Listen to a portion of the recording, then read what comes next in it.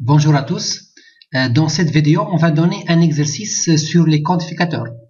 Donc, je rappelle que les quantificateurs, c'est une partie de la logique.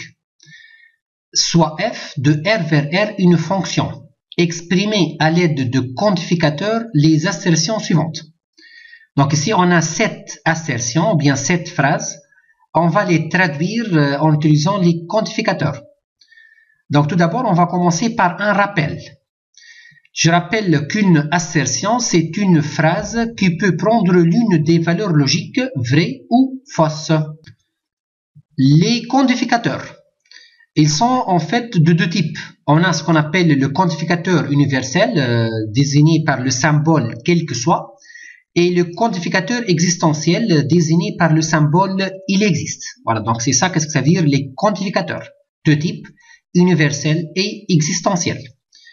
On va passer maintenant à la négation d'une assertion quantifiée, c'est-à-dire une assertion qui comporte les quantificateurs, soit universels, soit existentiels, ou bien mélangés.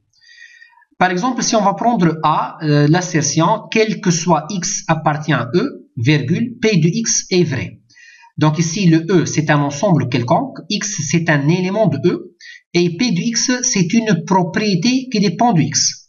Donc ici, la négation de A, notée non A, ou bien A bar, ça sera « il existe x appartient à E tel que P de x bar est vrai ».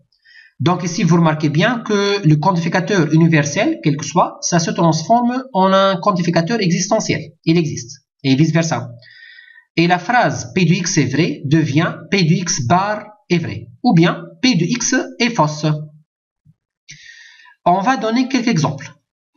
Le premier exemple, on va considérer l'assertion A suivante. Quel que soit x appartient à R, il existe n appartient à n tel que x à la puissance n plus 1 égale 0. Donc ici, vous remarquez bien que toujours après quel que soit, on écrit virgule, et après il existe, on écrit tel que. Donc ici, la négation de A, notée A bar ou bien non A, ça sera il existe x appartient à R tel que quel que soit n appartient à n, virgule, x à la puissance n plus 1 différent de 0. Voilà, la négation de quel que soit x, ça devient il existe x. La négation de il existe n, ça devient quel que soit n. Et la négation de égal à 0, ça devient différent de 0. Un deuxième exemple. Je considère maintenant l'assertion suivante. Il existe x appartient à R tel que quel que soit n appartient à n, virgule, x à la puissance n plus 1 égale à 0 implique n est pair. Donc ça, cette assertion, elle comporte, il existe, c'est-à-dire un quantificateur existentiel, elle comporte un quantificateur universel, et elle comporte aussi une implication. Donc ici, à retenir. Donc dans le cas général, si on a P implique Q, ça c'est égal P bar ou Q, avec le ou s'appelle la disjonction. C'est-à-dire P implique Q dans le cas général, c'est la disjonction entre la négation de P et l'assertion Q. Et alors, lorsqu'on va passer à la négation de P implique Q, ça c'est égal P bar ou Q le tout bar. Et en utilisant la loi de De Morgan, ça va donner P bar bar, c'est-à-dire P et Q bar. Avec le et s'appelle la conjonction. Voilà, ça c'est dans le cas général. Si on a P implique Q le tout bar, ça va donner directement P et Q bar. C'est-à-dire la première assertion et la négation de la deuxième. Et donc si on va appliquer ça à l'exemple précédent, on va trouver que A bar, ça sera, quel que soit x appartient à R, virgule, il existe n appartient à n, c'est-à-dire un entier naturel, tel que x à la puissance n plus 1 égale à 0 et n est impair. Voilà, ça c'est la négation de n est pair, parce que les entiers naturels soit pairs, soit impairs. Si n n'est pas pair, c'est-à-dire il est forcément impair. On va revenir à l'exercice maintenant. On commence par la première assertion. F est constante. Donc ici, on va dire que il existe C appartient à R tel que quel que soit X appartient à R, F de X égale à C. C'est-à-dire, il existe une valeur fixée qui est le C, la constante, telle que pour n'importe quelle valeur X de R, toujours F de X doit être égal à C. Donc ici, on a commencé par C, n'est pas par, on n'a pas dit quel que soit X, il existe un C. Parce que le C, il est fixé pour tous les X. Et n'est pas chaque X à son propre C.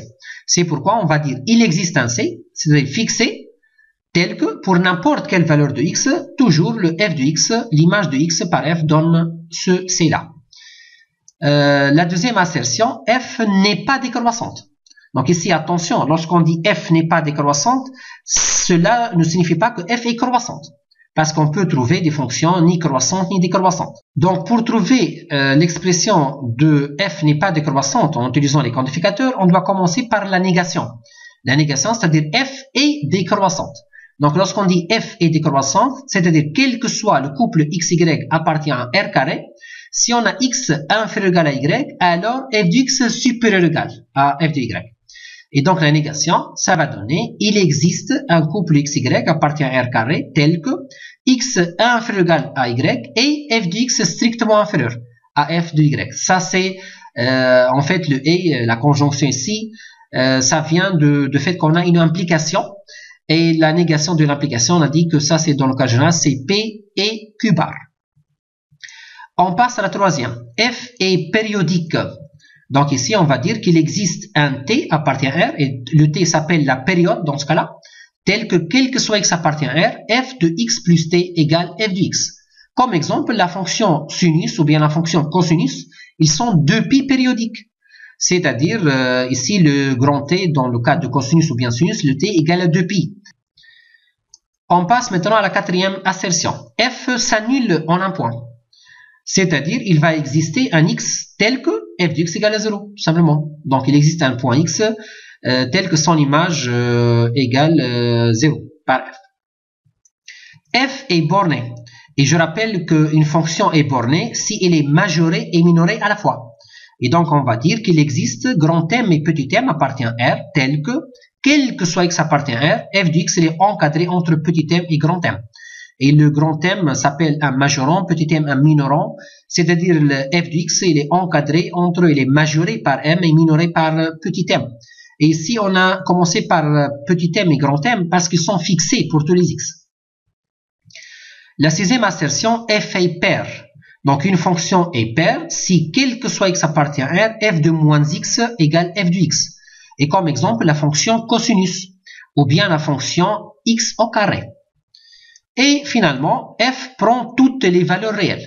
Donc, lorsqu'on dit f prend toutes les valeurs réelles, c'est-à-dire tous les éléments de l'arrivée, ils ont des antécédents.